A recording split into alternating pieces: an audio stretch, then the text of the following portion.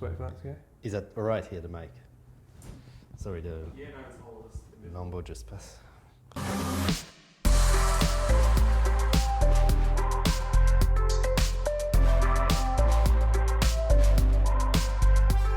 We're here to chat a little bit more today about TikTok, and in the last episode, if you listened to that, we were chatting more generally about the platform, whether it's something that luxury brands should be looking at. I think we came to the conclusion, I think your buzzword from that. You can't ignore it. You can't ignore it. So That's the conclusion. That's the conclusion from the last. If you watch and listen to the other one, the previous episode, you definitely can't ignore it. yeah, that's the takeaway. That is the takeaway from the last one. So if you haven't listened to it, you don't need to bother now. You can't ignore it. So today we're going to talk in a bit more detail about growing an account. So we're going to do a few different podcasts talking about TikTok. Today we want to talk about how easy is it to start an account, how quickly can you grow versus how quickly you can grow on Instagram, and how quickly you used to be able to grow on Instagram versus now. And we've got some kind of cool case studies we discussed in the last episode, didn't we, about I think, did we mention that in the previous podcast that we actually really wanted to experience it and be in situ in a way and like grow it ourselves to see how quick you can grow an audience, a significant audience that can be used as an exposure page or an influencer page, and how the engagement also is, and also the engagement in comparison with Instagram. Right. So again, if you're joining now, I think what's key to say and mention is our strategy from the beginning when we joined. I think it was around, if I remember correctly, it was around the key event where we started to post about TikTok and see some great engagement was around Geneva Motor Show last year. So it must have been like March, April. Yeah, so it's kind of content that we got at the motor show, wasn't it? That we started to put up on different lifestyle page and sort of noticed the engagement from the very beginning of TikTok to now, where obviously there is, I would say, like a curve, a bit like Instagram, where at the very beginning things were like, easily probably on the explore page or equivalent of explore page, and like pushed quite a lot. Obviously less people on the platform, relevance of the content, niche sort of audience you're trying to target.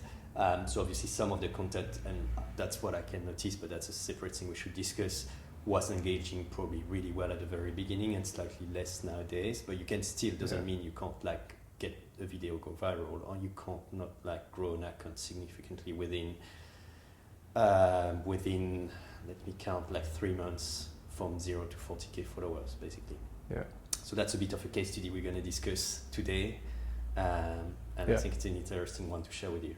Yeah, it's a good one. That's kind of the focus today, is having that chat about, because like you said, we had the approach of a bit like we had with Instagram. If we're going to talk about it, we kind of need to know how to grow it and how to make it work ourselves before we can take it to any clients. And that was kind of our approach, wasn't it, with TikTok? Like, let's grow some pages, let's see if we can make it work, let's get some data to see the type of content that engages and what doesn't engage.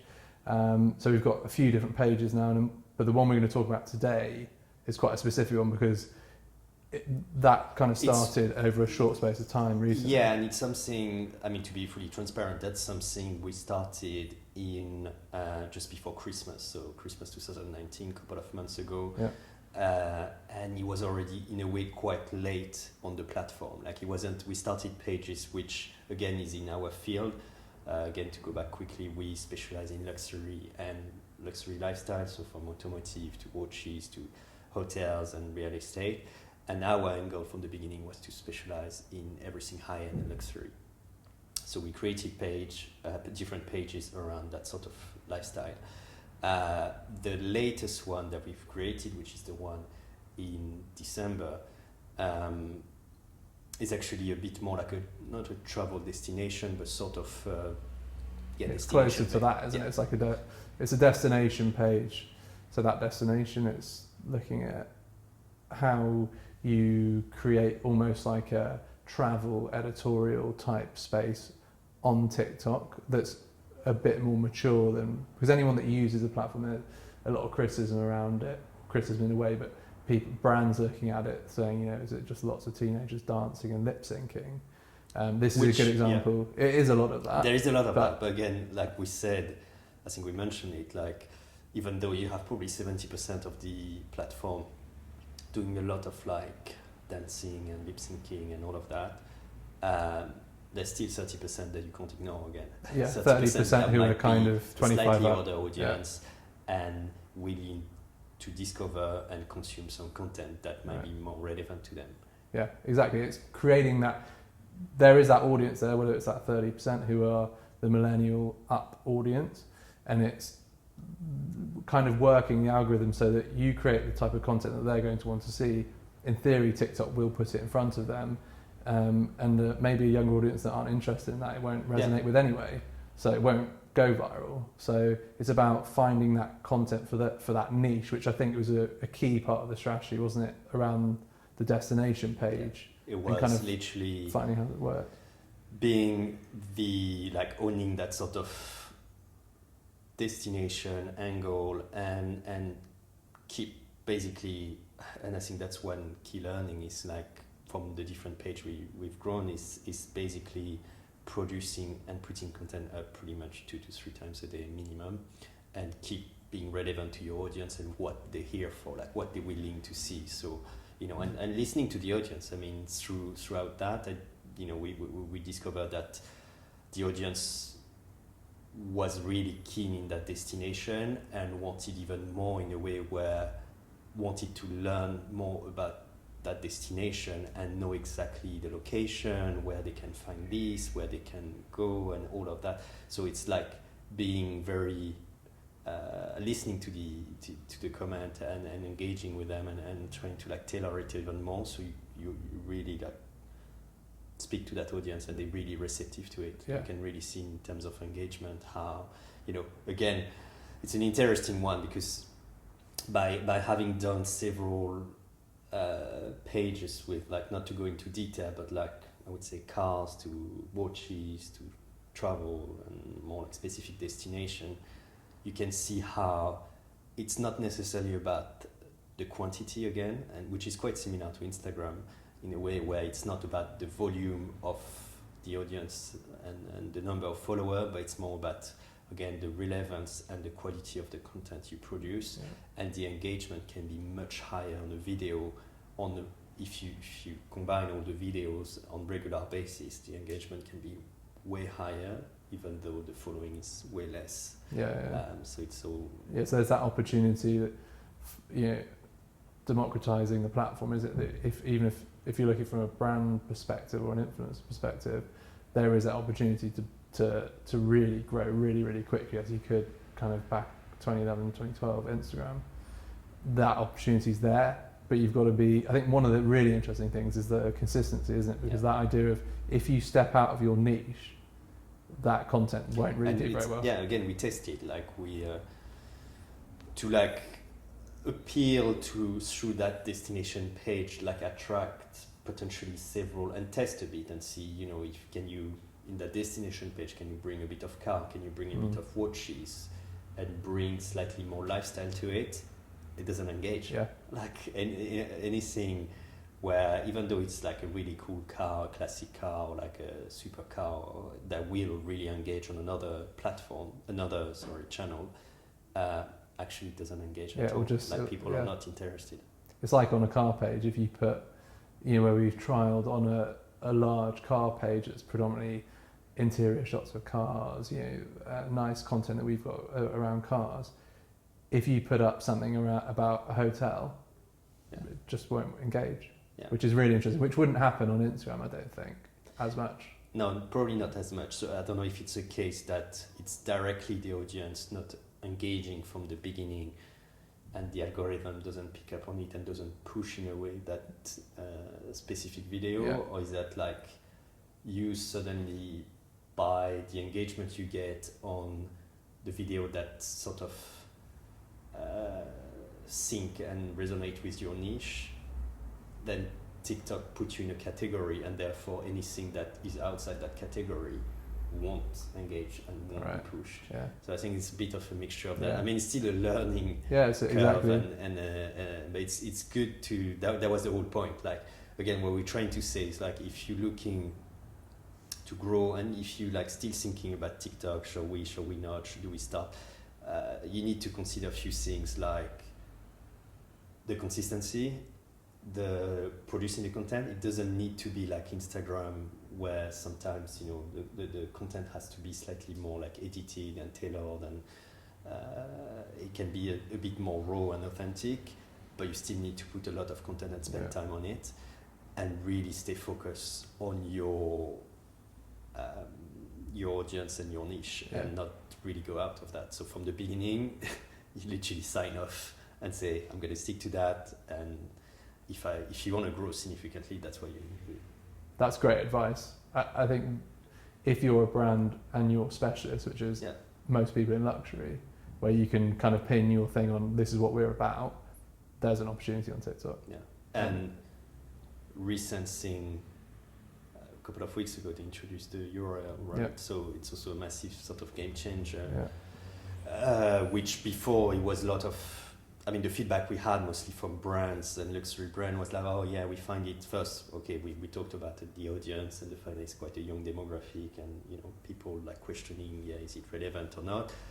That's one thing, and we already answered to that. Second thing was more, it's very difficult to find people and relevant people to follow, or you know, if I don't know, you're a fashion brand, a luxury fashion brand, find the right influencer that will talk nicely about your product and feature nicely your product, which is probably more easy to find on Instagram, and because what you see is more suggested in your feed and based basically on the algorithm picking up on what you've been watching and liking and engaging with over the past, will push whatever seems to be relevant.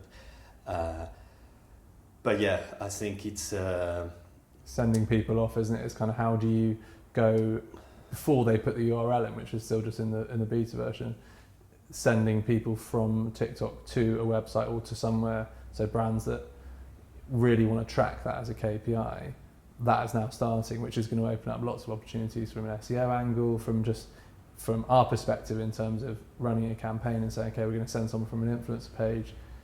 We can click off the bio to the site and start tracking that data, which is going to change a lot, and it's going to create a lot of new opportunities for us as a business in terms of this being a real opportunity for brands, and we can start actually testing it and seeing the traffic that we're getting.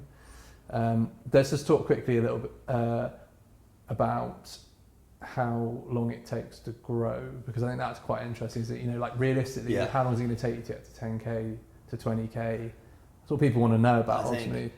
I mean, here is like literally being transparent and no sorry to, I should not say no BS in the way, let's say it like that.